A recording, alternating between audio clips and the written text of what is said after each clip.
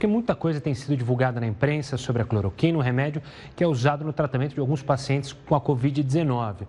Mas como o remédio atua? Será que existem riscos para pacientes cardíacos, por exemplo? Eu converso agora com o médico Roberto Botelho, cardiologista da Sociedade Brasileira de Hemodinâmica e Cardiologia Intervencionista. Doutor Roberto, obrigado pela participação aqui conosco. A gente já viu bastante, pessoal de casa, informações sobre a cloroquina, mas eu queria entender, e claro, de alguém que está acostumado a lidar com a medicação, por que tem tanto pé atrás com a cloroquina? Porque muita gente fala, poxa, mas dá para usar, está causando bons resultados, mas aí as vozes médicas dizem, calma, não é bem assim. Eu queria que o senhor explicasse, tem problema de usar a cloroquina antecipadamente, ou seja, às vezes não haveria necessidade? Explica para a gente, antes de mais nada, obrigado, doutor. Prazer estar com você, Gustavo. O problema é que a cloroquina, no paciente cardiopata, especialmente quando ele está tendo uma miocardite pelo vírus, ela pode trazer problemas como alargamento do eletrocardiograma e até morte súbita. Mas é preciso destacar que ela, utilizada em pacientes saudáveis, ela é segura e vem sendo usada há muito tempo para o tratamento da malária. Por isso tem que ter supervisão e não pode ser disseminado.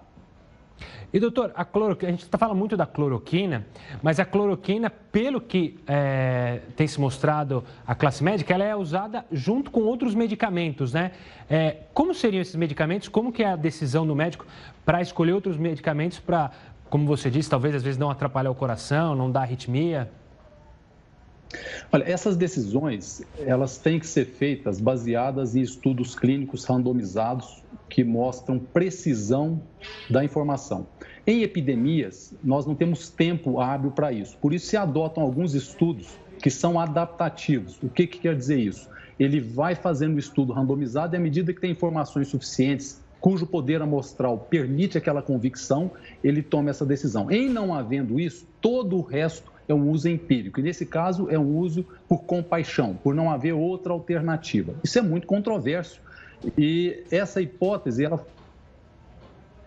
Pois não? Não, eu não falei nada não, doutor. Acho que foi uma falha. Essa hipótese, ela foi gerada por um registro gerador de hipótese. Então, quando os médicos observam um fenômeno num grupo de pacientes que é interessante, ele gera hipóteses para os estudos. E outro elemento importante, quando aquilo que se observa de um tratamento é um evento duro, como morte, a observação desse evento duro torna-se mais fácil para a decisão quanto ao risco-benefício. Então, nesse caso, nós estamos falando de morte, de um paciente entubado.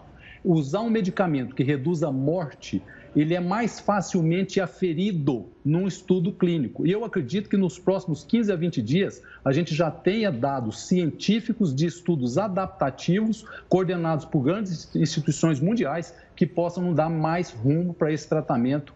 E nós não podemos ter paixão em ciência. Ou seja, é possível que nos próximos dias fique mais claro em quem se deve ser usada a cloroquina. Você afunilar, saber, olha, esse é o tipo de paciente que é possível usar a cloroquina e que vai trazer resultado? A sua matéria comentou muito bem. Eu vi a repórter dizendo que há dúvida de quando usar e em quem usar. Porque a ciência tem que discutir. Se eu usar no paciente em fase final, grave, inflamada, ela pode não ter efeito. Há alguns que levantam a hipótese que usar na fase precoce, antes da fase inflamada, ele pode ter um efeito mais benéfico. Essas perguntas científicas precisam de desenhos de estudos diferentes.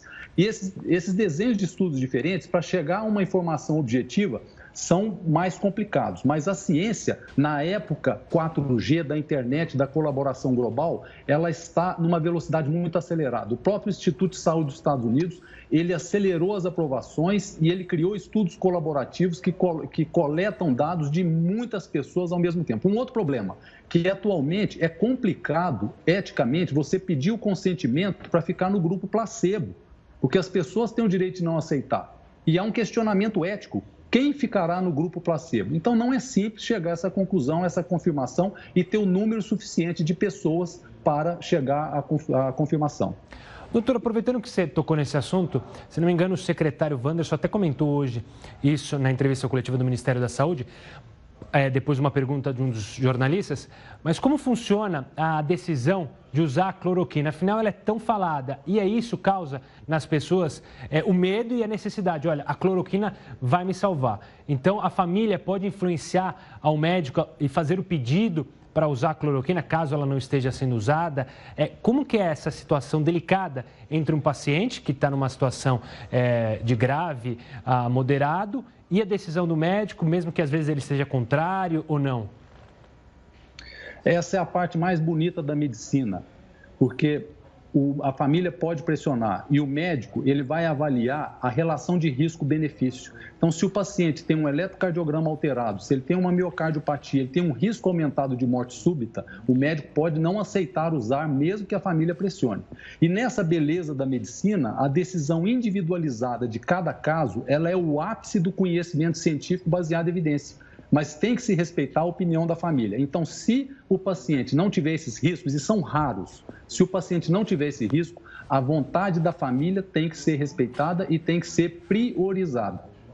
Ou seja, o que deu para entender é, se numa necessidade, num desespero, como você mencionou mais cedo, o paciente pedir, isso pode ser conversado com o médico e a decisão da cloroquina ser usada. Outra questão que eu tenho é, a gente fala, e nós jornalistas, hidroxicloroquina e cloroquina. Existe alguma diferença entre as medicações?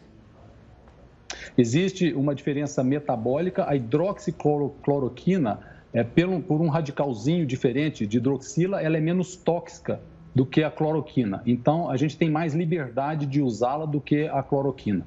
Ou seja, no caso de uma pessoa que possa ter algum problema de coração ou histórico familiar, a hidroxo seria mais aconselhável? Mais aconselhável. E o médico acompanhando esse paciente, ele pode usar com segurança, porque ele acompanha o eletrocardiograma, que é o elemento de preocupação. Então, eu acho que a relação de risco-benefício para essa situação favorece o benefício. O risco é para uma população muito restrita, mas logo, logo nós teremos mais informações que nos permitam evidência do benefício. Doutor, quero agradecer demais, doutor Roberto Botelho, que é cardiologista da Sociedade Brasileira de Hemodinâmica e Cardiologia Intervencionista, tirando todas as dúvidas sobre esse medicamento que surge como promissor, que tem ajudado muitas pessoas a se recuperarem. Doutor, eu quero agradecer demais a sua participação. Informação nesse momento é vital para a gente entender essa doença e batalhar junto com vocês, médicos que têm feito um trabalho extraordinário em todo o mundo. Obrigado, doutor.